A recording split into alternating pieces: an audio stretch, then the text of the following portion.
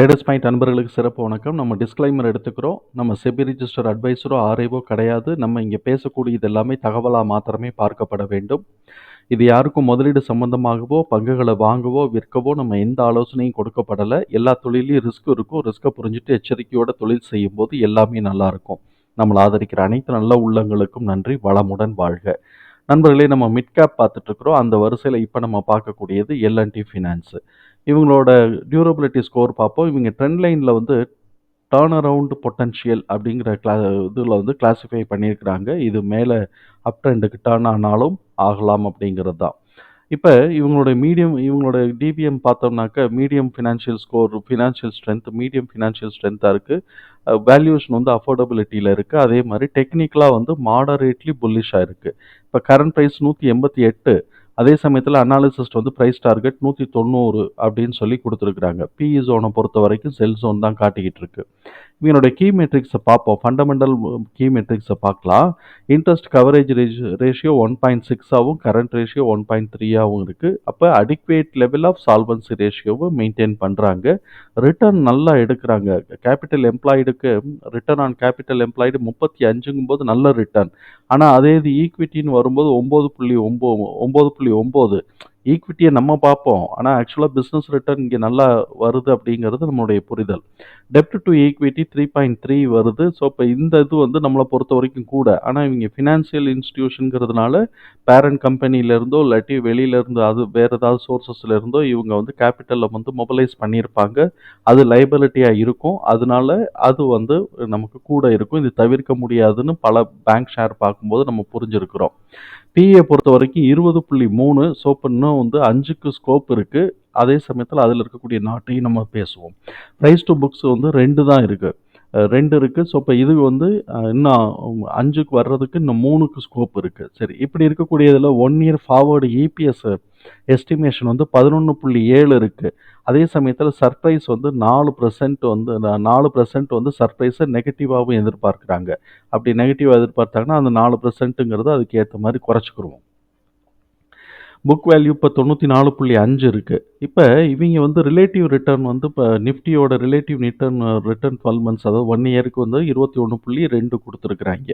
சரி, இப்போ வந்து இவங்க பீட்டா வந்து 1.1 இருக்குது. கன்சல்டன்ஸ் ரெக்கமெண்டேஷன்ஸில் 16 அனாலிசிஸில் 13 பேர் பை சொல்லியிருக்கிறாங்க, 3 பேர் செல் சொல்லியிருக்கிறாங்க. இப்போ இவங்களுடைய கேஷ் ஃப்ளோவை பார்ப்போம். நெட் கேஷ் ஃப்ளோ வந்து இயர் ஆன் இயர் 216 வந்து குறைஞ்சு போச்சு. அதே மாதிரி கேஷ் ஃப்ரம் ஆப்ரேஷனும் வந்து 91 குறைஞ்சு போச்சு. ஆனால் இவங்களுக்கு நம்ம கேஷ் ஃப்ரம் ஆப்ரேஷனுங்கிறத காட்டிலும் கேஷ் ஃப்ரம் ஃபினான்சிங் ஆக்டிவிட்டி அப்படிங்கிறத நம்ம பார்க்கணும். ஆனால் இவங்க கேஷ் ஃப்ரம் ஆப்ரேஷன் பாசிட்டிவாக எடுத்துருக்குறாங்க, கேஷ் ஃப்ரம் ஃபினான்சிங் ஆக்டிவிட்டி பாசிட்டிவாக எடுக்கலை. சரி, எப்படியோ இருக்கட்டும். ஆனுவல் ரிசல்ட்டை பொறுத்த வரைக்கும் நெட் ப்ராஃபிட் 42% கூடி இருக்குது. ரெவென்யூ வந்து 5% கூடி இருக்குது. இவனுடைய புக் வேல்யூன்னு பார்த்தோம்னா 94.5, டிடிஎம் புக் வேல்யூ 355.7 இருக்குது.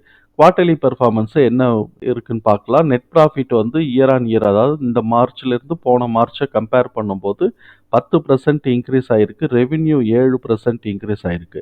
இப்போ நம்ம Q2Q நம்ம பார்க்கலாம். Q2Q இன்க்ரீஸ் ஆகிருக்கு. இப்போ க்ரோத் வந்து பார்த்தோம்னாக்க Q2Q க்ரோத்தை நம்ம பார்த்தோம்னாக்க இவங்க வந்து ரெவென்யூக்கு வந்து இங்கே வந்து ரெவென்யூ வந்து இன்க்ரீஸ் ஆகிருக்கு. நெட் ப்ராஃபிட்டும் வந்து குறைஞ்சிருச்சு. நெட் ப்ராஃபிட் வந்து குறைஞ்சு போச்சு. ரெவென்யூ இன்க்ரீஸ் ஆகிருக்கு, நெட் ப்ராஃபிட் குறைஞ்சு போச்சு. அதனால இபிஎஸும் குறைஞ்சு போச்சு. சரி, ஷேர் ஹோல்டிங் பேட்டர்னையும் பார்த்துடலாம். ஷேர் ஹோல்டிங் பேட்டர்னில் ப்ரொமோட்டர்ஸை பொறுத்த வரைக்கும் ஒரு 0.4 இறக்கி வச்சிருக்கிறாங்க. எஃப்ஐஐஸை பொறுத்த வரைக்கும் ஒரு 0.4 ஏற்றி வச்சிருக்கிறாங்க. டிஏஎஸ் வந்து 0.8 ஏற்றி வச்சிருக்கிறாங்க. சரி, இந்த இபிஎஸ் தகவல்களை தூக்கி நம்ம எக்ஸல் ஃபார்மேட்டில் நம்ம போட்டோம். இப்போ இதில் கவனிக்க வேண்டிய அம்சங்களை நம்ம பார்த்து டிஸ்கஸ் பண்ணிவிட்டு அப்புறமா ப்ரைஸ்க்குள்ளே போவோம். இப்போ ஃபேர் ப்ரைஸ் நமக்கு 140 இருக்குது. நம்மளை பொறுத்த வரைக்கும் லோங்கிறது 1.5 நம்ம எடுப்போம். ஸோ இப்போ 1.5 எடுத்தோம்னா 210. இந்த 210ஐயே இவங்க என்ன அடையலை. அதுக்கே வந்து இப்போ ரேஷியோ வந்து 1.33 தான் இருக்குது. அப்போ 1.5க்கான 210.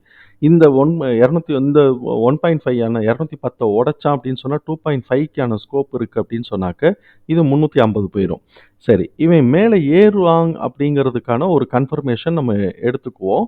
அது என்ன அப்படின்னு சொன்னாக்க இங்கே வந்து நம்ம பார்த்தோம்னாக்க ஆனுவல் இபிஎஸோட டிடிஎம் வந்து பார்த்தோம்னா 9.3, ஆனால் எஸ்டிமேஷன் 11.7, சர்ப்ரைஸோட நெகட்டிவ் கழிச்சோம்னா கூட 11.2. இப்போ இது வந்து எஸ்டிமேஷன் கூட தான் இருக்குது. இது ஒரு பார்ட்டு. அப்புறம் இந்த எஸ்டிமேஷன் கூட போனாலுமே இபிஎஸோட 25ங்கிற ஹை லெவல தாண்டக்கூடாது. ஸோ, இப்ப இவன் வந்து 15க்கு வந்துடுறான் பாருங்க. இந்த எஸ்டிமேஷனுக்கு இப்ப இருக்கக்கூடிய பிரைஸ் வந்து 15க்கு 18, 16க்கு வந்துடுறான். அப்ப இதிலிருந்து 25க்கு ஏறுறதுக்கான ஸ்கோப் இருக்கு. ஸோ, இப்ப 25 அடைய போறானா இல்லையான்னு தெரியாது. ஆனா 25க்கான ஸ்கோப் இருக்குன்னு வச்சுக்குவோம். அப்போ பார்த்தோம்னா, இன்னும் வந்து ஒரு 9லிருந்து 9லிருந்து 10 வரைக்கும் ஸ்கோப் இருக்குன்னு வச்சுக்குவோம். இது இருக்கு. இப்ப இதனால நமக்கு வந்து இன்னும் மேல ஏறுறதுக்கான வாய்ப்புகள் இருக்கு அப்படிங்கிறத நம்ம பார்த்துக்கலாம். அப்படி ஏறுறான் அப்படின்னு சொன்னாக்க, மேல வந்து இந்த 210 உடைச்சு மேல சுறுசுறுன்னு ஏறுனான்னா, 276லிருந்து 365 வரைக்குமோ, இல்ல 270லிருந்து 351 வரைக்குமோ ஸ்கோப் இருக்கு. நமக்கு அங்கே இது பார்த்தது 350 நமக்கு பார்க்குறோம். எது ஃபேர் வேல்யூவ 2.5ன்னு போடும்போது 350ன்னு பார்க்குறோம். ஒரு ரூ. 10 கூட இருக்குன்னு வச்சுக்குவோம். இப்ப இந்த குவார்ட்டருக்கு வந்து அப் ட்ரெண்ட்லயே இருக்கு அப்படின்னு சொன்னாக்க, இந்த குவார்ட்டரோட ரிசல்ட் இனிமே தான் வரப்போகுது. அப்ப அந்த டிடிஎம் வந்து நமக்கு 2.32 இருக்கு. அப்படி இருக்கு அப்படின்னு சொன்னா, இது 240லேருந்து 281 வரைக்கும் அப் ட்ரெண்ட்லயே இருக்குன்னா, டச் பண்றதுக்கான பொட்டன்ஷியல் இருக்கு. இப்ப கிட்டத்தட்ட இந்த ரேஞ்சுக்கு ஓடியாந்துடுறான். சரி, சப்போஸ் இவன் வந்து ஒரு 198ஓ இல்லாட்டி இந்த 280ஓ வந்துட்டு கீழ இறங்குறான்னு வச்சுக்குவோம். சாரி 181. இவன் வந்து இதுக்கு மேல 190 வரைக்கும் போயிட்டு, ஏன்னா ப்ரீவியஸ் ஹை 198 தானே. அது வரைக்கும் போட்டானோ, இல்லாட்டி அந்த இத டச் பண்ற அளவுக்கு வந்துட்டு, கீழ இறங்குறான் அப்படின்னு சொன்னா 181, 169, 153, 140 இந்த ரேஞ்சுல 181லேருந்து 140 வரைக்கும், அதுக்கப்புறம் நடுவுல இந்த ரேஞ்சுல இவன் எங்க வேணாலும் சப்போர்ட் எடுக்கலாம் அப்படிங்கிறது நமக்கு புரிதல். இப்ப இந்த வேல்யூ எல்லாத்தையும் தூக்கி நம்ம எக்ஸல் ஷீட்ல இதுல சார்ட்ல போட்டோம். முதல்ல வந்து மேலே ஏறுனா என்ன நடக்குங்கிறத நம்ம பார்த்துருவோம். அப்புறமா கீழே இறங்குச்சுன்னா எப்படி கீழே இறங்குங்கிறத பார்ப்போம். இப்போ நமக்கு இதில் நம்ம நோட்டீஸ் பண்ண வேண்டியது என்ன அப்படின்னு சொன்னாக்க, நான் மந்த்லி டைம் ஃப்ரேமில் வச்சுருக்கிறேன். இதில் நம்ம நோட்டீஸ் பண்ண வேண்டியது என்னென்னா, ப்ரீவியஸ் ஹை 198, இவன் இதை உடச்சி போனான்னா 210 உடைக்கணும். 210 உடைச்சான்னாக்க 240லேருந்து 252 வந்து ஒரு ரெசிஸ்டன்ஸ் லெவல். அதுக்கு அடுத்தது பார்த்தோம்னாக்க 268லேருந்து 281 ஒரு ரெசிஸ்டன்ஸ் லெவல். இந்த ப்ளூ கலரில் போட்டிருக்கிறது இந்த கரண்ட் குவார்ட்டர், இந்த ஜூன் மாதத்துக்கு உண்டான ஃபர்ஸ்ட் குவார்ட்டருக்கான ரிசல்ட்டுக்கு இவ்வளோ தூரம் ஏறணும் மேலே அப் ட்ரெண்டுக்கு போச்சுன்னா. அதுக்கப்புறம் இவன் வந்து ஆனுவலைஸ்டுனாக்க 276 டு 303, 325 டு 337, அப்புறம் 351 டு 368. ஸோ இப்போ மேலே ஏறுனான்னா இதுதான் வேல்யூ நமக்கு வருது. இப்போ நம்ம இங்கே பார்த்தோம்னா ஒரு யூ ஃபார்ம் ஆகுது.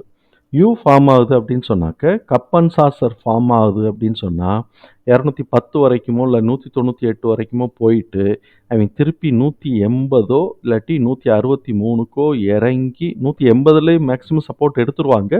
இல்லை அப்படின்னு சொன்னால் 163ல் சப்போர்ட் எடுத்து அப்படியே மேலே ஏறி திருப்பி 210 உடைக்கும் போது இப்போ நம்ம மேலே பார்த்த இந்த வேல்யூஸ் எல்லாமே 240லேருந்து 252, 268லேருந்து 303, 325லேருந்து 333, 337, 351லேருந்து 368 இந்த வேல்யூஸை அடையிறதுக்கு வாய்ப்புகள் இருக்குது.